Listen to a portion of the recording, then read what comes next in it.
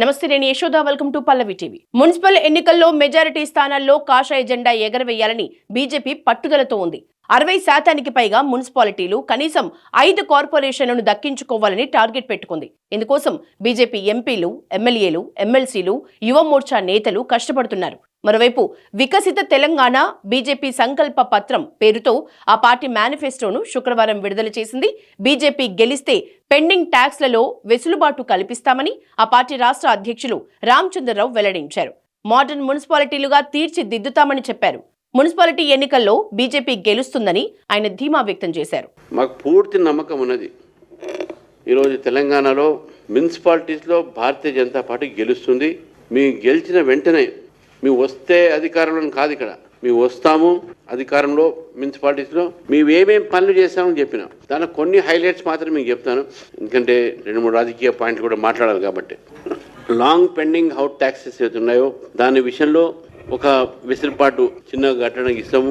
తర్వాత సీనియర్ సిటిజన్స్కు, అదేవిధంగా యువతకు, వాళ్ళందరికీ కూడా వాకింగ్ ట్రాక్స్ అవి ఉంటాయి కొన్ని పార్క్లు, అట్నే యూటిలిటీ పార్క్ కింద మారుస్తుంది. ఒక యూటిలిటీ పార్క్ సంబంధించినటువంటి రిక్రియేషన్స్, దాంట్లో లైబ్రరీ అటువంటి అన్ని కూడా ఒక model municipality. Each municipality will become a model municipality.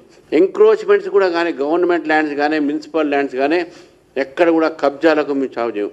దానికి ఒక వెసులుబాటు చేయము, సీరియస్ యాక్షన్ తీసుకుంటాం. ఫైనాన్స్ కమిషను ఏదైతే అర్బన్ లోకల్ బాడీస్కు ఇచ్చేటటువంటి ఒక నిధులు అయితే ఉన్నాయో దాన్ని పూర్తిగా వినియోగించబడుతుంది. ఇప్పటిలానే డైవర్షన్ అవి ఉండవు. అవినీతి రహితమైనటువంటి ఒక పురపాలక పరిపాలన ఉంటుంది.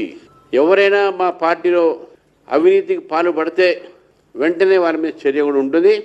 అంతేకాకుండా ఏ అధికారులు అయితే ఏంది, ఎవరైతే ఏంది దాంట్లో పనిచేసే వ్యక్తులు కానీ, సిబ్బంది కానీ ఎవరు అవినీతికి పాల్పడ్డా వాళ్ళ మీద చర్య ఉంటుంది. ఈ మేనిఫెస్టోని స్పష్టంగా చెప్తున్నాం.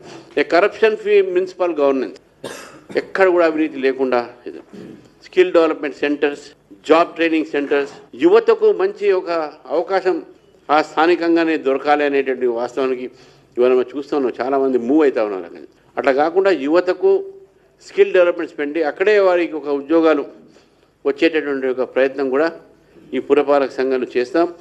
వికసిత్ తెలంగాణలో వికసిత్ మున్సిపాలిటీ, ఈ వికసిత్ మున్సిపాలిటీ, వికసిత్ తెలంగాణ, వికసిత్ భారత్లో ఒక భాగంగా కావాలనే ప్రయత్నం మాత్రం చేస్తాము. ఎల్ఈడి స్ట్రీట్ లైట్స్ ఏంది, తర్వాత వేస్ట్ కలెక్షన్ సెంటర్స్ అయితే ఏంది, వేస్ట్ కలెక్షన్ ఫెసిలిటీ అయితే ఏంది, లేకపోతే స్వచ్ఛ భారత్ ఒక పూర్తిగా దాన్ని యూజ్ చేసుకోవడం అయితే ఏంది, ఇవన్నీ కూడా ఈరోజు మేము ఈ యొక్క మేనిఫెస్టో పెట్టడం జరిగింది.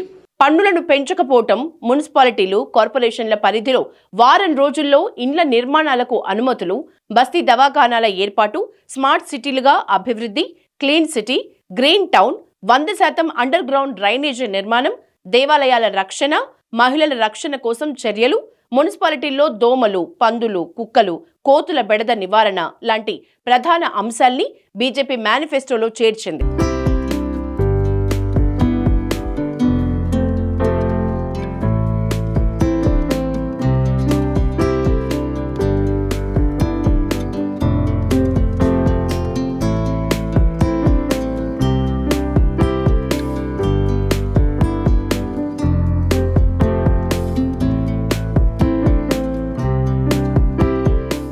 మున్సిపల్ పోరును ప్రతిష్టాత్మకంగా తీసుకున్న బీజేపీ అత్యధిక స్థానాలు గెలిచి తమ బలాన్ని చాటాలనే లక్ష్యంతో వ్యూహాత్మకంగా ముందుకు వెళ్తోంది. కేవలం ప్రచారానికే పరిమితం కాకుండా కాంగ్రెస్ వైఫల్యాల్ని ఎండగట్టడమే లక్ష్యంగా బీజేపీ అస్త్రాల్ని సిద్ధం చేసింది. రాష్ట్ర ప్రభుత్వం ప్రజా సమస్యల్ని నిర్లక్ష్యం చేస్తోందంటూ ఇప్పటికే ఛార్జ్ షీట్ విడుదల చేసింది. కేంద్రం ఇచ్చే 15వ ఆర్థిక సంఘం నిధులతోనే పట్టణాల్లో అభివృద్ధి సాధ్యమవుతుందని, రాష్ట్ర ప్రభుత్వం నిధుల్ని పక్కదారి పట్టిస్తోందని కమలనాథులు అంటున్నారు. ఈ క్రమంలోనే మున్సిపల్ ఎన్నికల మేనిఫెస్టోను భారతీయ జనతా పార్టీ ప్రకటించింది. పార్టీ రాష్ట్ర అధ్యక్షులు రామచంద్రరావు రాష్ట్ర వ్యాప్తంగా మున్సిపాలిటీలకు, కార్పొరేషన్లకు కీలక హామీలతో మేనిఫెస్టోను విడుదల చేశారు.